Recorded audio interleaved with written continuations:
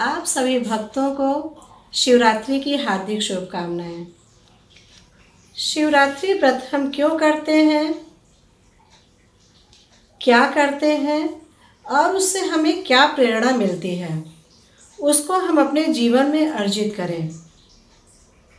देखिए, हम लोग शिवरात्रि में प्रातःकाल उठ करके घर की साफ सफाई करके शिव जी का पार्वती जी के साथ पूजन करते हैं। बिल पत्र, आग, धतूरा सब कुछ चढ़ाते हैं। और यदि आप लोग पूजा की विधि जानना चाहते हैं तो हमारे पिछले वीडियो को देख लें। हमने उसमें रुद्राभिषेक और पूजन की पूरी विधि बताई है और उसी पूजन का निचोड़ हम आपसे बता रहे हैं कि हम अपने जीवन में उसको कैसे उतारें, अपने जीवन में क्या करें कि हमारा समाज, हमारा परिवार एक अच्छा परिवार बने। शिव जी का परिवार तो बहुत बड़ा था, लेकिन हम सबका परिवार छोटा है।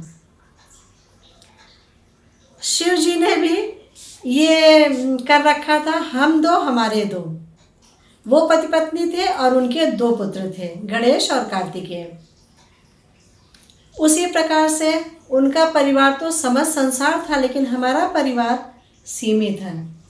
तो उसके लिए परिवार प्रमुख होना चाहिए। परिवार प्रमुख का दायित्व क्या होना चाहिए कि हमारे से आश्रित जितने भी लोग हैं उनके सुख दुख का ध्यान रखें, उनके खान पान का ध्यान रखें और अपना त्याग करें। देखिए, जीवन में 3 चीज़ें नितांत आवश्यक हैं: रोटी, कपड़ा और मकान। जो शिव जी ने अपने परिवार को तो दे रखा था, लेकिन स्वयं नहीं। कैसे? उनका भोजन क्या था? आग, धतूरा, भांग, बिल्वपत्र आदि आदि। वस्त्र बाघंबर और निवास मकान जंगल, वन, शमशान भूमि।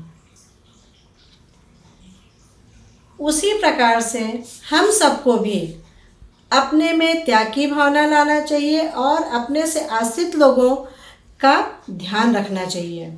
ध्यान हम कब रखेंगे? जब हमारा दिमाग शांत होगा, मन मस्तिष्क शांत होगा। देखिए, शिव जी से प्रेरणा लीजिए कि उन्होंने जो उनके मस्तक पर चंद्रमा और गंगा विराजमान है,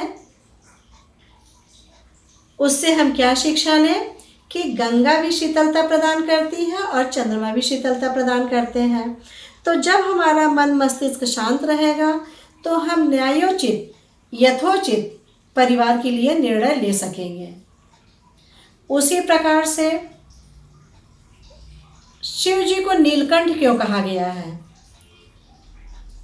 उन्होंने जो समुद्र मंथन से भयंकर विष निकला था, उसको उन्होंने अपने कंठ में धारण कर रखा था, इसीलिए उनको नीलकंठ भी कहा जाता है। तो विष उन्होंने क्यों गले में धारण कर रखा था? यदि वो उसको उगल देते तो सारा संसार नष्ट हो जाता, परिवार नष्ट हो जाता, और अगर उसको निगल लेते तो स्वयं विक्षिप्त हो जाते। उसी प्रकार से हमारे घर में विभिन्न प्रकार के लोग होते हैं। उनकी बुराइयों को, उनकी कमियों को हम अपने कंठ में धारण कर लें, न तो किसी से कहें और न तो अंदर ले जाएं। तभी हमारे परिवार एक सूत्र में बंध सकता है, जहाँ पर प्रेम हो, एक दूसरे के लिए त्याग हो, सद्भावना हो। जिस घर में दोस्तों सुबह से कलह, लड़ाई, झगड़े, एक दूसरे के लिए अपमान, एक दूसरों के लिए निंदा होती है, उस घर में कभी शांति, सुख शांति नहीं हो सकती है। दोस्तों, परिवार में तो विभिन्न लोग होते हैं, है ना? हमारे देवर होते हैं, जेठ होते हैं, ननद होते हैं, नंदोई होते हैं। जो हम दूसरे के घर से आके उनको अपनाते हैं। हमारे में भी बहुत गुण दोष है और लोगों में भी है, उसका समन्वय बना के रखना पड़ता है।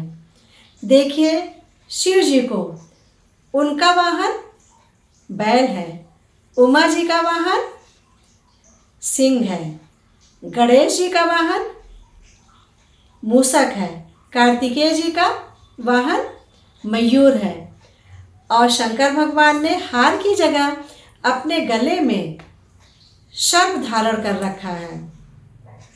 देखिए ये लोग एक दूसरे के जानी दुश्मन हैं, लेकिन वारे शिव भगवान, उन्होंने सबको प्रेम के एक सूत्र में बांध कर रखा है। हम बार बार दोस्तों यही बता रहे हैं कि हमें पूजा से क्या शिक्षा लेना चाहिए, वो हम ग्रहण करें।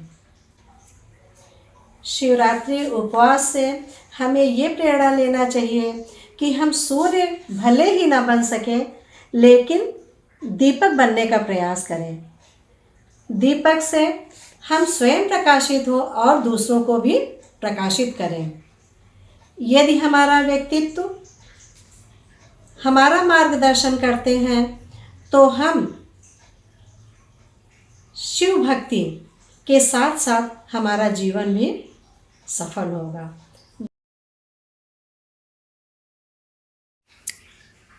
शिव जी को अवघड़ भी कहा जाता है।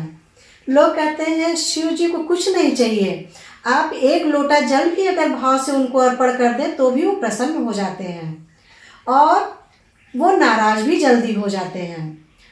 तो यहाँ पर हम क्रोध का मतलब समझें। क्रोध एक जरूरी चीज है, क्योंकि यदि शंकर भगवान यानी शंकर भगवान की तुलना यदि हम लोग परिवार में रहते हैं तो उनके आचरण को हमने यहाँ पे मुखिया के रूप में उतारा है। यदि पूजा से हम अपने जीवन में कुछ करना चाहते हैं तो इसलिए हम कह रहे हैं कि क्रोध अच्छी चीज़ नहीं है, लेकिन क्रोध यदि उद्दंडता के लिए, कर्तव्यहीनता के लिए, चरित्रहीनता के लिए, अन्य चीज़ों के लिए किया जाता है तो वो मंगलकारी हो जाता है। इसलिए मुखिया को क्रोध करना आवश्यक है, क्योंकि तभी घर में एक भय होता है कि अगर हम कोई गलत काम करेंगे तो हमें डांट पड़ेगी, हमें दंड मिलेगा। तुलसीदास जी ने भी कहा है कि भय बिनु होई न प्रीत, इसलिए मुखिया का भय होना परिवार में नितांत आवश्यक है। देखिए पिछले शिवरात्रि में हमने आपको रुद्राभिषेक, पूजा पाठ की सारी विधियां बता दिए थे। यदि आप रुद्राभिषेक कैसे किया जाता है, शिवरात्रि में पूजन कैसे किया जाता है, तो प्लीज़ आप लोग मेरा पिछला वीडियो ज़रूर देख लें और उसी पूजा पाठ के माध्यम से हमने यही निचोड़ निकाला है जो आज अभी हमने आपके सामने व्यक्त किया है। धन्यवाद दोस्तों।